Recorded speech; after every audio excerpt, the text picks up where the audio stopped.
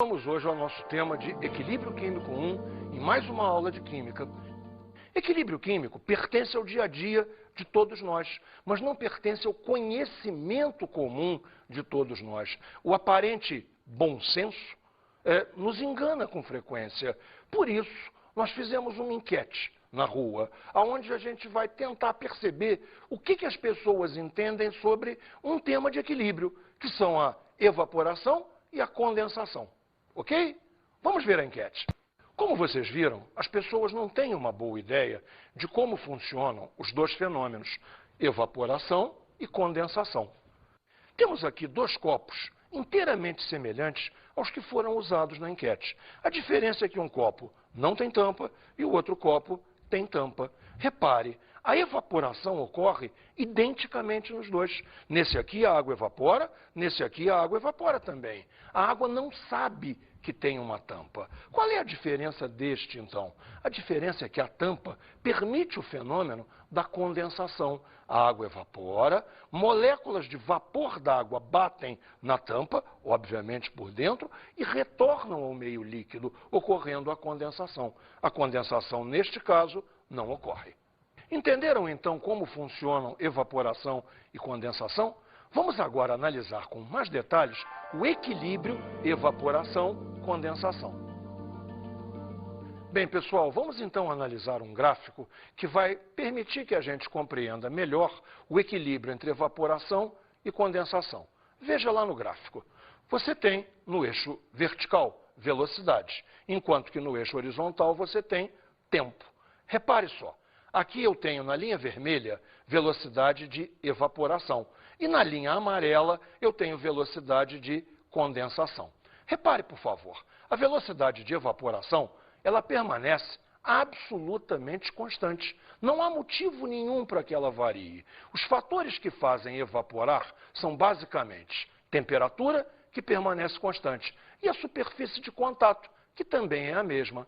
Consequentemente, a velocidade de evaporação é constante. A linha vermelha permanece o tempo todo. Agora, repare, na linha amarela você tem a velocidade de condensação. Inicialmente, não há condensação nenhuma, uma vez que inicialmente não temos o vapor d'água. À medida que as moléculas vão passando para a fase de vapor, a condensação é possível. Então, repare, a velocidade de condensação sai de zero e ela é absolutamente crescente, crescente, crescente, até que se iguala à velocidade de evaporação. Nesse instante, o equilíbrio é alcançado e nós temos então a seguinte situação: velocidade de evaporação igual a velocidade de condensação e nenhuma delas é zero. Isto é a marca do que chamamos equilíbrio dinâmico. Vamos ver, então, o equilíbrio dinâmico em sistemas químicos. Quais são as características reais do equilíbrio dinâmico? Bem, a mais importante dela nós já vimos no gráfico anterior. É que as velocidades dos fenômenos opostos sejam iguais. A segunda, e muito importante também, é que o número de moléculas em cada etapa é sempre o mesmo, mas não são sempre as mesmas. Repare, a molécula de água que evapora não é obrigatoriamente a mesma molécula que condensa, mas o número de moléculas da fase líquida e da fase gás são sempre os mesmos. Isso será constante em todos os nossos equilíbrios químicos. Vamos ver uma reação entre gases bastante simples. Observe então, você teria um primeiro membro de reação com o CO, monóxido de carbono, e o NO2. Você teria um segundo membro de reação, o CO2, gás carbônico, como todos conhecem, e o NO. A primeira reação, daqui para cá, chamamos de reação de ida. E a segunda reação, daqui para cá, chamamos de reação de volta. Vamos combinar o seguinte: no início, só existem os dois primeiros gases, ou seja, só existem o CO e o NO2. O CO2 e o NO ainda não existem. Repare, então, que a velocidade da reação de ida é igual a um K de ida vezes a concentração de CO vezes a concentração de NO2. Isto é uma consequência da lei de Guldberg-Waage, ou lei de ação das massas. Vamos ver agora a velocidade de volta. A velocidade de volta, da mesma maneira, é igual a um K de volta vezes a concentração de CO2 vezes a concentração de NO. Tudo isso agora vamos tentar juntar num único gráfico. Observe, então, a linha amarela que me dá a velocidade de ida. Ela começa máxima e a tendência dela é diminuir, uma vez que o CO e o NO2 vão se desgastando. Já a velocidade de volta, dada pela linha vermelha, começa em zero, uma vez que no início não existem nem o CO2 nem o NO. Vão se formando, a velocidade de volta é absolutamente crescente, até o instante que elas se cruzam. Se você tem a velocidade de ida e a velocidade de volta iguais, chegamos à condição do equilíbrio químico. O equilíbrio foi alcançado e, daí para frente, repare, as velocidades são iguais, diferentes de zero e não se alteram mais. Temos a situação do equilíbrio químico. Bem, vamos agora ao tratamento matemático deste assunto, que nos leva à constante de equilíbrio de uma reação reversível. Observe, nós vamos montar uma reação teórica, onde o primeiro membro tem as substâncias A e B, marcadas por seus coeficientes de equilíbrio, Azinho e Bzinho. Chamamos ao sentido de ida de sentido 1.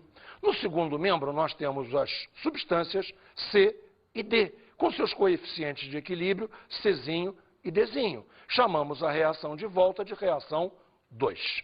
Bem, vamos aplicar Guldberg-Waage nesse assunto. Você tem que a velocidade 1 é uma constante cinética K1 vezes a concentração de A elevado a Azinho vezes a concentração de B elevado a Bzinho. Novamente, vamos apresentar a reação de volta. A velocidade V2, que é a volta, é K2 vezes a concentração de C elevado a Czinho vezes a concentração de D elevado a Dzinho. Qual é a situação obrigatória do equilíbrio químico? Que a velocidade de ida e a velocidade de volta sejam iguais. Então, no nosso caso, é necessário que V1 seja igual a V2. Consequentemente, K1 vezes concentração de A elevado a Azinho vezes concentração de B elevado a Bzinho tem que ser igual a K2 vezes concentração de C elevado a Czinho vezes concentração de D elevado a Dzinho. Bem, agora vamos dar um tratamento matemático nisso. Observe, K1 sobre K2, K1 era a que multiplicava as concentrações de A e B. K2 era a que multiplicava as concentrações de C e D. Ficamos então com, desse lado, só as constantes, desse lado, só as concentrações.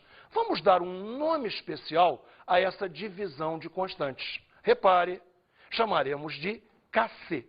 Kc quer dizer o seguinte: constante de equilíbrio em função das concentrações. Está entendido? A constante de equilíbrio Kc é a alma desse assunto. É ela que vai nortear tudo o que faremos. Então, agora, vamos ver algumas observações super importantes sobre Kc. A primeira observação é que Kc só depende da temperatura. Não existe nenhuma outra dependência. Kc é realmente uma constante. Para cada temperatura existe um Kc. E você encontra os valores tabulados para cada reação, um determinado Kc numa certa temperatura. Uma segunda observação é que Kc, por norma da IUPAC, é sempre segundo membro dividido por primeiro membro. E uma terceira e última observação você vai ver nesse exemplo. Note, o primeiro membro é constituído de N2 e O2, ambos em fase gasosa, que se transformam reversivelmente em 2 mols de NO, também em fase gasosa. Consequentemente, Kc será concentração de NO ao quadrado, sobre concentração de N2 vezes concentração de O2. Há um detalhe fundamental agora que você precisa perceber. Kc pode ter ou não ter unidade. Neste caso, não tem. Sabe por quê? Concentração é mol por litro. Em cima temos concentração elevado ao quadrado, consequentemente, mol por litro ao quadrado. Embaixo temos 2 vezes concentração, ou seja, mol por litro vezes mol por litro, logo mol por litro ao quadrado. Corta tudo e, neste caso, Kc é adimensional. Bem, vamos ver agora alguns exercícios resolvidos para entendermos melhor este assunto de Kc. O primeiro deles é o seguinte: repare, numa reação reversível A2 mais B2 reversível com 2AB, no equilíbrio temos concentração de A2 0,23, concentração de B2 0,23, concentração de AB 1,54. Bem, a pergunta desse exercício é, então, com estes dados, como calcular a constante de equilíbrio Kc? Bem, você conhece a fórmula. Veja só, Kc tem que ser concentração de AB ao quadrado sobre concentração de A2 vezes concentração de B2. Lembra por quê? Concentração de AB é o segundo membro, concentrações de A2 e B2 é o primeiro membro. Agora, lembra de uma coisa? Nós vimos o seguinte, o Kc pode ser adimensional, e neste caso é adimensional. Repare porque aqui você tem concentração, consequentemente mol por litro, elevado ao quadrado, ou seja, mol ao quadrado por litro ao quadrado. Aqui você tem concentração 2 vezes, mol por litro vezes mol por litro, logo mol por litro ao quadrado, mol ao quadrado por litro ao quadrado. Corta, corta e temos um Kc adimensional. Entrando agora com os valores numéricos, repare, 1,54 ao quadrado, que corresponde à concentração de AB ao quadrado. 0,23 vezes 0,23. Aqui temos a concentração de A2 e aqui temos a concentração de B2. Temos então Kc igual a 44,83. E, observe bem, Kc é adimensional. Então não tem nenhuma unidade para ser colocada. Observe mais uma coisa. Kc foi expresso com 2 casas após a vírgula, porque os dados assim vieram, com 2 casas após a vírgula. Não teria sentido algum aumentar a precisão. Você estaria dando mais algarismos que não são válidos. Passamos, então, a um segundo exercício.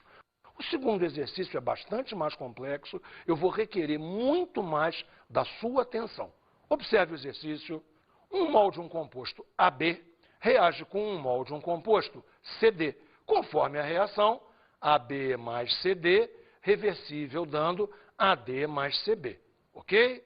Quando se estabelece o equilíbrio, verifica-se que 3/4 de mol de cada um dos reagentes, A e B e CD, foram transformados em AD e CB. Não há nenhuma variação de volume. Novamente, então, a pergunta é a mesma. Qual é a constante de equilíbrio Kc para este sistema químico? Bem, a aplicação de fórmula é a mesma. Repare, Kc é igual a concentração de AD vezes concentração de CB, que temos em cima as concentrações do segundo membro, sobre concentração de AB vezes concentração de CD, que temos embaixo as concentrações do primeiro membro. Mas, observe, nós não sabemos os valores destas concentrações. Como descobrir? Bem, me siga. Nós vamos montar uma coisa chamada quadro de equilíbrio. Quadro de equilíbrio é realmente um quadro, onde aqui em cima você tem a reação, ou seja, aqui você vai entrar com os valores das concentrações. A sequência aqui é concentrações iniciais, variação estequiométrica, como ficam num instante qualquer da reação e como ficarão no equilíbrio. Vamos analisar a primeira linha. No início da reação, então, temos, repare, aqui é o início da reação. Toda esta linha será a linha de início.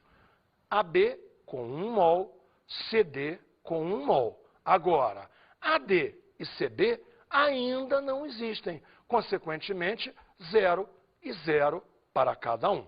Vamos então agora ver a linha da estequiometria. Como a reação é 1 mol para 1 mol para 1 mol para 1 mol, teremos X, X, X e X.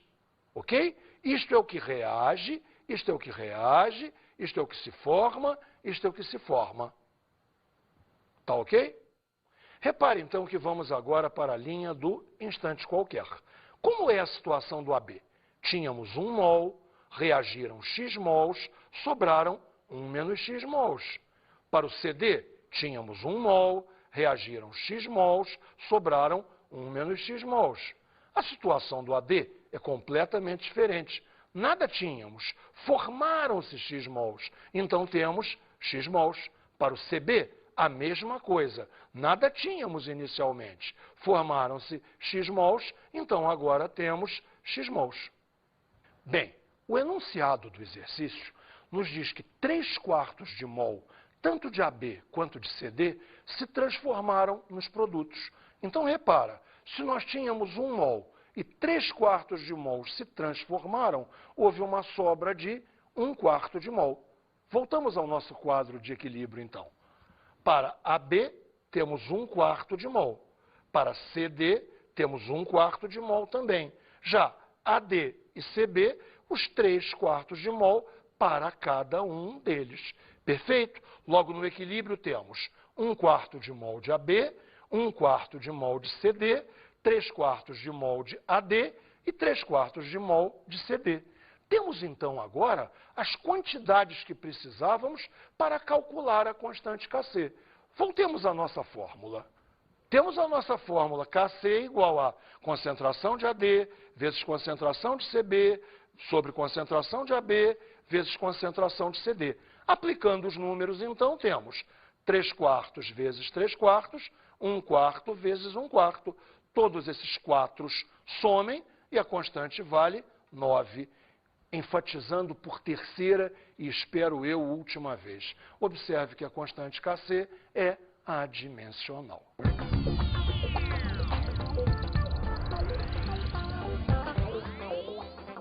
Meu querido aluno, perceba o seguinte. Este assunto de equilíbrio químico, constante de equilíbrio, é muito cobrado em todos os exames vestibulares. E, pela nossa experiência, o pessoal vai muito mal nele. Assim, qualquer investimento que você faça em estudar esse assunto terá dividendos extraordinários para você. Duas coisas, então, eu te peço. Primeiro, que você passe a olhar para o mundo com essa nova ideia do equilíbrio dinâmico, do equilíbrio de sistema reversível. Você sabe agora que nenhuma reação se completa realmente. Não existem as reações completas. O que você tem são sistemas dinâmicos, com reação de ida e com reação de volta. A segunda dica é: resolva, mas resolva mesmo todos os exercícios do material didático. Veja, é fundamental que você faça esses exercícios compreendendo o fenômeno. Não é achar a resposta, não é fazer a conta, não é esse o problema. É que você tenha entendido a situação do problema. Meus votos de boa sorte para você. Estamos juntos sempre.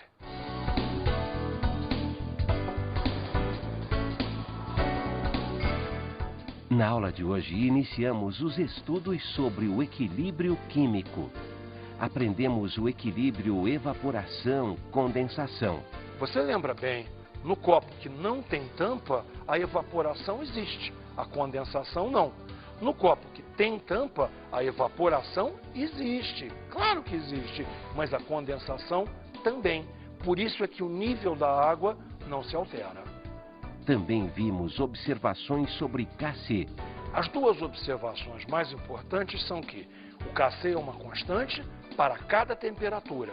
E a segunda é a convenção da IUPAC, que você tem sempre Kc como sendo segundo membro em cima, primeiro membro embaixo. E também o quadro de equilíbrio. Você lembra? O quadro de equilíbrio é fundamental.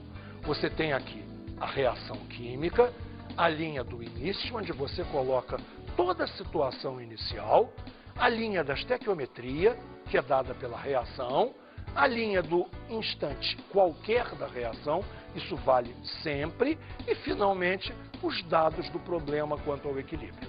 Bons estudos!